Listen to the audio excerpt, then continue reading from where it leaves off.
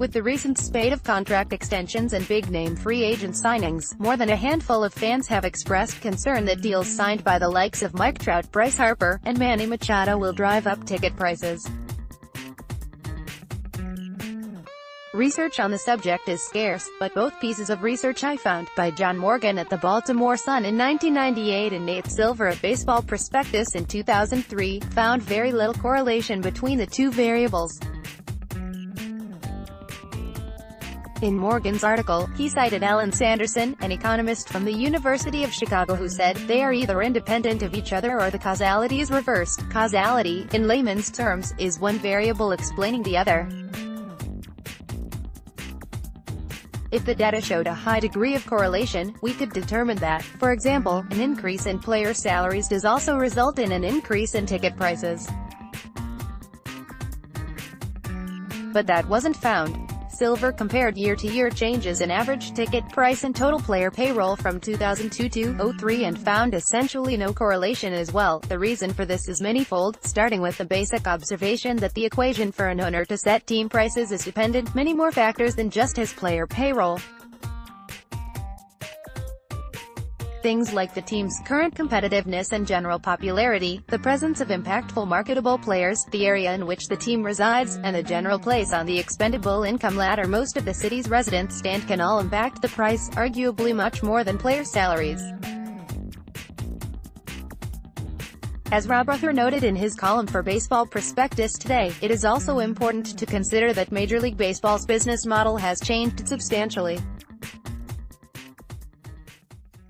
Teams used to be much more reliant on fans going through the turnstiles, which results in concession and merchandise sales, as well as other ticket sales. However, with revenue sharing and the league's lucrative broadcasting deals with the likes of ESPN, Fox and Turner Sports, a team needn't sell out most of its home games to turn a profit. MLB's spin-off of MLB Advanced Media, BAMTech, has also proved bountiful. Nearly 3 years ago, the Walt Disney Company acquired a one-third stake in BAMTech at the cost of $1 billion. Disney then bought a majority stake at another $1.58 billion in 2017. A large portion of that $2.58 billion was distributed among the league's 30 owners, a windfall that could easily put an otherwise struggling team into the green. The players, by the way, don't get a cut of this directly. Some teams are raking in money outside of baseball.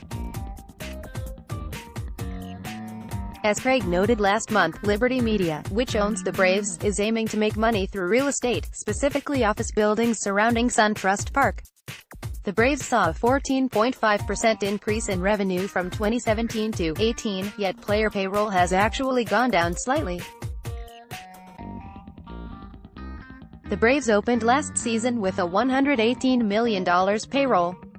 According to Cots Contracts, the 25-man roster is currently at $114 million, coming off of a 90-win, first-place campaign in 2018. The only notable free agent signing the Braves made was third baseman Josh Donaldson on a one-year, $23 million deal. The Braves could have increased fan interest significantly by signing Bryce Harper or Manny Machado. The club could still sign flame-throwing closer Craig Kimbrell, a former Brave, or Dallas Keuchel, the 2015 AL Cy Young Award winner. Both are as yet unsigned free agents and the club chooses every day not to pursue them. The Braves have built a competitive roster, but acutely on the relative cheap. They don't need to motivate fans to come out to the ballpark with so much money coming in from so many other places. Harper, Machado, and Trout won't be driving up the cost for fans to see them play. If their teams have success, more fans will come to the ballpark, in which case simple supply and demand will dictate ownership to increase prices. If one takes issue with that, one's problem lies with ownership or the general phenomenon of talented, popular players making their teams better and more interesting. The issue isn't with the handful of $300 minus $400 million contracts having been signed recently. Follow it Bear. Bill Alex Spear of the Boston Globe reports that the Red Sox and starter Chris Sale are close to an agreement on a contract extension. According to ESPN's Jeff Passan, the deal is expected to be in the 5-year, $150 million range. Sale, who turns 30 years old next weekend, was in the final year of his 5-year contract extension with the White Sox signed back in March 2013. It eventually became 7 years due to club options.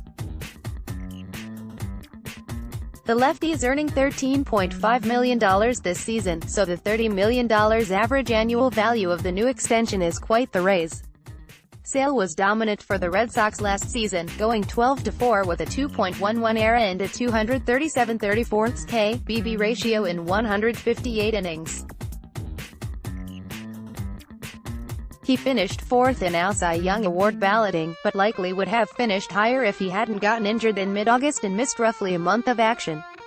Sale was not quite as dominant in the postseason, but he pitched the final inning in Game 5 of the World Series against the Dodgers, wrapping up the championship for the Red Sox. The last 4 days have seen 8 contract extensions, largely with notable players. Brandon Lowe, Alex Bregman, Ryan Presley, Mike Trout, Eloy Jimenez, Blake Snell, and Paul Goldschmidt have each signed extensions since Tuesday. Other notable extensions since the end of last season include Nolan Arenado, Luis Severino, and Aaron Nola.